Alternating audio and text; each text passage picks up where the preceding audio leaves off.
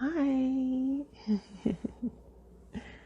um, I'm going to talk about a video I did where I was underwater. So I did get a request for this. I tried to look for the email that I got a request for it, and I cannot find the email. It was like at one point my emails were being deleted. So it's just ridiculous. Anyways, um, so it was me underwater doing stuff, and I actually haven't gotten to watch all of it. I saw a clip of it, and I feel like the way that I was feeling underwater is not as big as the drama that was surrounding that whole shoot, but so I was pretty excited. The person that was directing the shoot actually had to teach me breathing techniques so that I would go underwater and stay under as long as possible.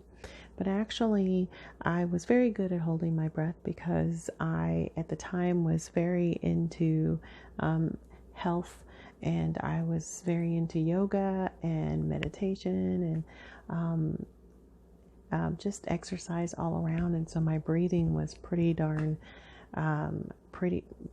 good, and holding my breath was I could hold my breath for pretty long.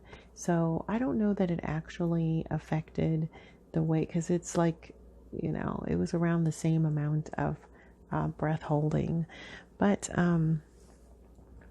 I saw, when I looked at the clip, just there's what I thought it would look like, and then there was what it actually looked like. So it looked like I was angry, and I was like, why do I look or like angry or mean? It looked like I was mean, and I was like, why does it look like I'm mean? And then I thought about it. There was a lot of things surrounding that shoot. So okay, so the breathing exercises, the director told me to take a deep breath in, take a deep breath out, take a deep breath in, take a deep breath out, 3 deep breaths in and out. And if he didn't hear it, so if I went like,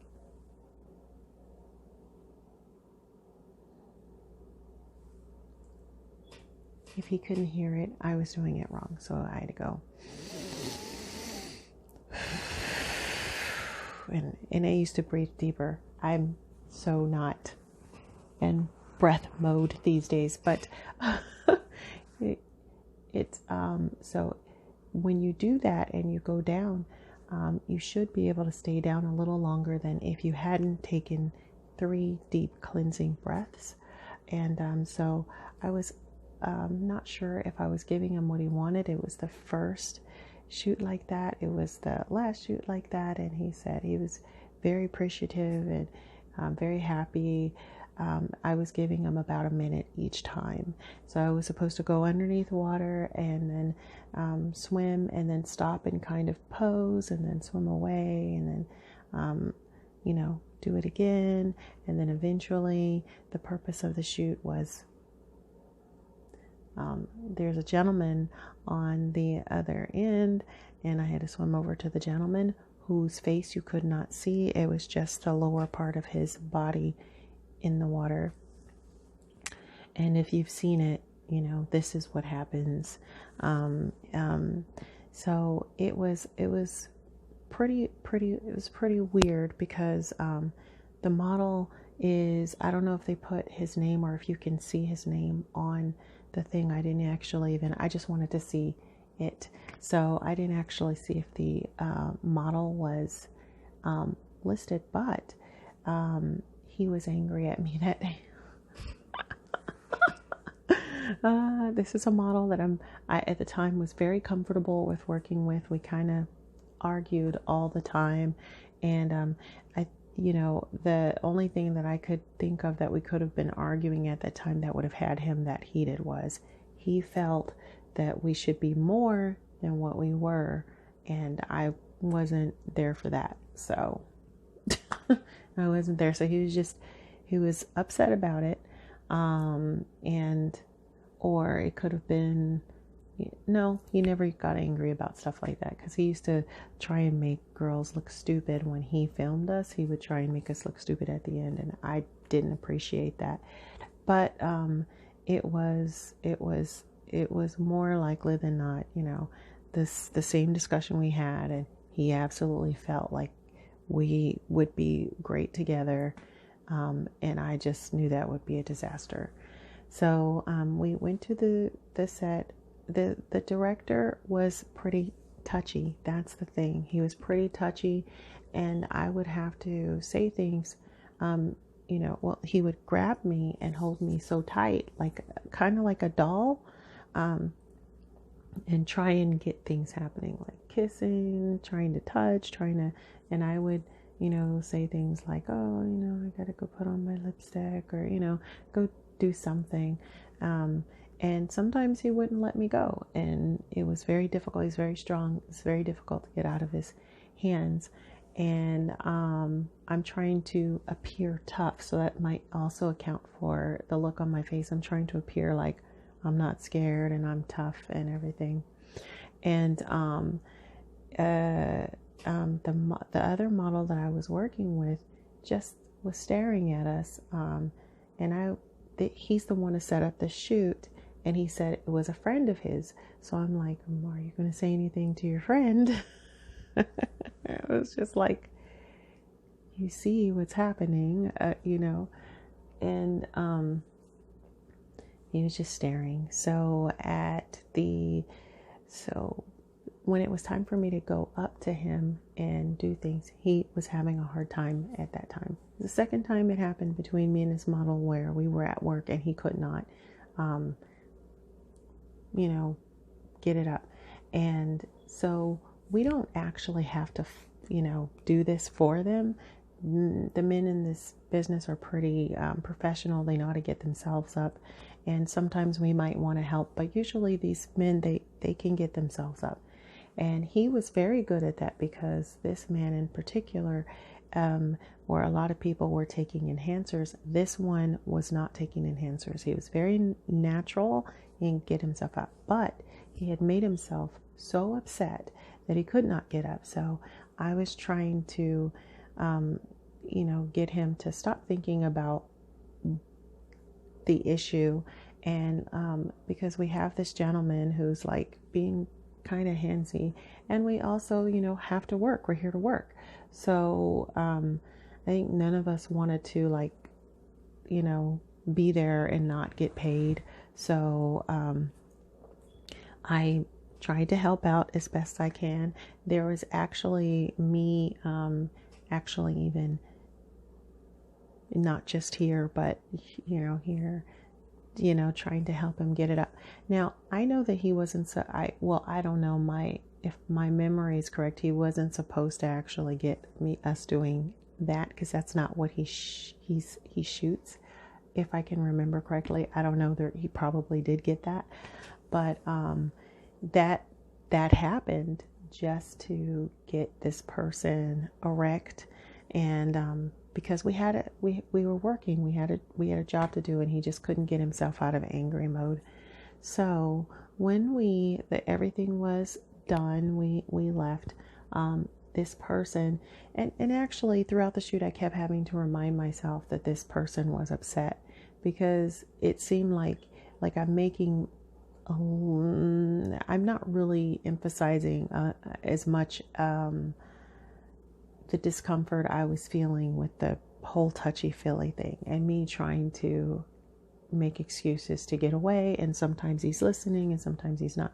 So even in this business, you can feel sexually harassed, or you can feel like boundaries are being overstepped, because it's not like we don't have boundaries and you can't just push them or go too far. It's not like that. We're still human when we're at work. So the best companies to work for are the ones that respect us and understand that we have feelings too. when so that's like the big thing, and then the second big thing was this model was not being as professional as he normally is because he was upset about us. So when we left, I, because I did have to keep reminding myself during the shoot that he was upset, because I couldn't believe with what was happening that he would not just let it go and let's, hurry up to the shoot and get out of here, and maybe say something to call me over. So he would feel like I had a reason to swim away from him and, maybe go to him, go to the model. And so when we were in the car leaving the shoot, the model decided he did not want to speak to me. And then he did say something at some point. He said to me, "I saw your face." And I said, "Okay." He said, "I saw your face. I saw that you weren't comfortable." And I just was listening. And he said, I saw that you weren't comfortable, but you didn't say anything. So I figured you were okay, and that's why I didn't do anything."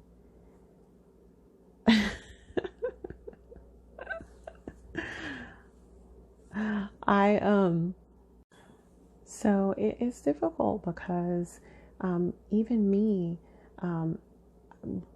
doing that, I didn't really know what to say. In hindsight, I want to say like maybe I could have said I can put on my makeup more, or I could have done something more. But actually, sometimes I tried to do things.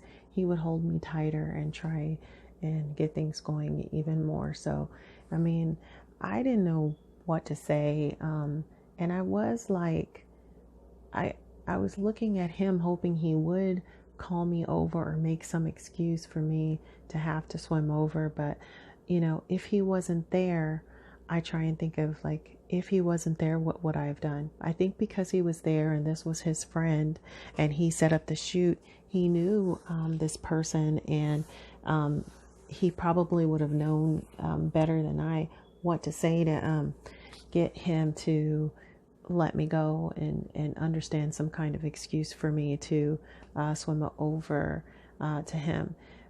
But he probably didn't know what to say either. Like, he probably didn't know what to do because, we're both there to get paid, and we both don't want to get him upset and not.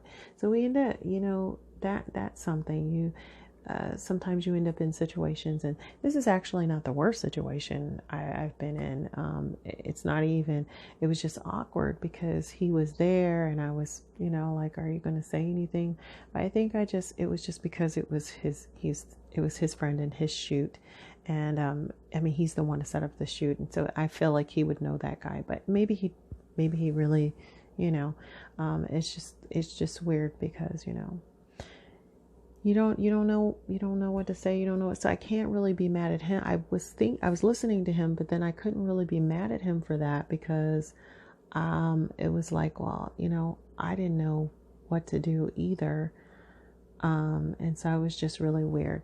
So this beautiful shoot that I mean, I just thought I looked so pretty and I felt so pretty, and actually being underneath the water, I'm taking you all around now, being under the water reminded me of like when I was doing it. At the time that I was doing it, I thought of myself as a kid. When I was younger, I didn't have very many friends. So I did, like, if I went underwater, I would always imagine I had friends underneath the water. I had friends above the water, play friends above the water too. But when I went underwater, there was a little village I would go to, and I pretended that I was so pretty, and everybody in the village was so pretty because, in school, people didn't think that I was pretty. And so, people just thought I was so pretty, and people just loved when I visited, and I just loved to go visit. So, when I was younger, if I came around, people weren't very excited to, so I think I had a couple of friends I would do Chinese jump rope with, which was great, but that was only before the bus would come pick us up, and every morning before the bus would come pick us up, or, you know, that was it. No matter what school I was in, it was Chinese jump rope before the bus or Chinese jump rope before school. And that's it. We didn't play during school or anything like that. So in my, when I was underwater, it was a village of people that were happy to see me, and I was happy to see them, and I would visit, and then I would have to swim away and go back to the mainland and everything. And so that's what the shoot was making me feel. It was making me feel like very pretty and very like mermaidy-ish, because sometimes in my mind it would be like a friend's mermaid friends, and sometimes it would be kind of like these troll-esque people, like these.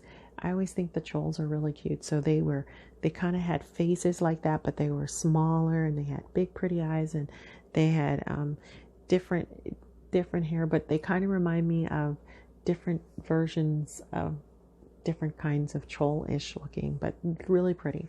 Maybe maybe Dark Crystal, like, you know, the characters on Dark Crystals, the I can't remember, I'm sorry, but yeah, that's what it reminded me of. So I was shocked when I finally saw it not too long ago, and I looked mean.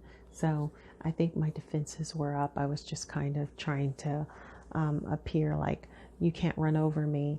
I didn't really let him do what he wanted to do, because I kept trying to, like, you know, oh, I gotta go do something, and just try and get out of his arms, you know, create reasons to get out of his arms and not to let anything happen. And you know, that kind of stuff worries me, even though that was pretty light compared to some other things. That worries me about new people coming into the business, because you might think things are happening that make you feel uncomfortable. They're supposed to happen, and they're not. There are boundaries even in this business, in the music industry, all that. When people are trying to make you feel like you have to do this, or they won't make you famous, or, you know, there's other companies to work for. You don't have to do. If they're trying to put your penis in their mouth, if they're trying to have sex with you, if they're trying to do stuff with you that they did not pay you to do, you did not agree to the stuff. You only are supposed to do the stuff that you have agreed to do on the camera. And they're trying to on the side, or you're in the room, you know, doing your own thing, and then they come in the room. No. That's wrong, and you don't have to do that. There are other countries to work. There are other companies that you can work for. So that worries me. And if you're starting this business and you're a guy, your company will get better represented. I mean, people will talk better about your company if you don't mistreat the ladies, if you don't feel like you have started this business and you can get free blowjobs and you can get all these things for these women. Word is going to get around. That's how you are. And so the caliber of women later that you might want to get because of that, you know, everybody's saying, oh no, they sexually harass you there or whatever. They're not going to want to work for you. So I mean, you can decide, but just do your work. Just do your work. If you're going to film a girl, just film a girl. Don't sit up there and try and get blowjobs from her or get extra things from her. Just pay her for what you said, because we feel harassed even in this. You think that like we're stupid. We don't, you know, but to try and it's just when the girls were coming in, it's easier, I guess, to deal with these girls because they don't know that they have other choices, but they feel bad. And it's not like some people are going to like look back on this in their future, and they're gonna think back about it, and they're gonna feel real bad about some things they've done. And you're just helping them create a moment where they felt weak, and you probably like that. But if you don't know that that's what is happening, I'm letting you know that's what's happening when you're doing things that they didn't agree on doing, and you definitely didn't pay them to do. You're just getting extra. This is something that they're going to always think about, and then later when they think about it, they're going to feel bad about that moment. So hopefully when you're starting your business, you pay them well, you don't disrespect them, you understand that we feel sexually harassed even even if you're an escort, you feel sexually harassed when something is happening that shouldn't be happening. They used to say like you couldn't be raped, but you definitely can be raped because you don't agree. You can only do what you agree to do. So, I mean, you can't be like, oh, I gave you, and then some people try and take. My daughter sent me a tweet today, and then of some, I guess, rapper saying that escorts are gonna like suck his D for free and everything like that. That's their job. You don't do your job for free.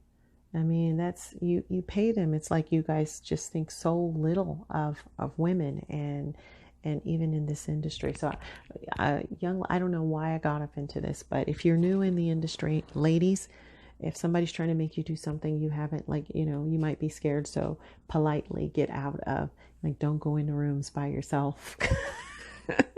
Don't go into rooms by yourself.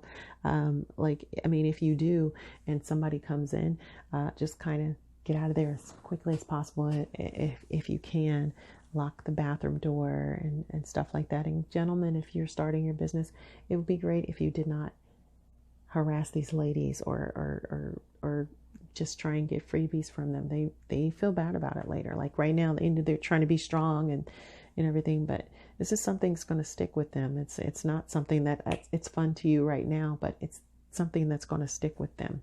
And the model, he stayed mad at me. Let's bring it back around. But it was just interesting how he's saying, I can tell that you felt uncomfortable, but because you didn't say anything, I felt you were okay. So it was confusing, but I can't be really mad because even at the time, I really didn't know what to do either. Anyways, and I wasn't even new to the industry at that time. It was just so weird because I felt like that was his, this is your shoot. But anyways, that shoot was amazing. It was just the things around it that made it odd. And if you felt like I looked mean too, that's probably why my defenses were up, and I was just trying to do whatever I can to not appear so easy to run over. So anyway, yay. Thank you, everybody. Like and subscribe.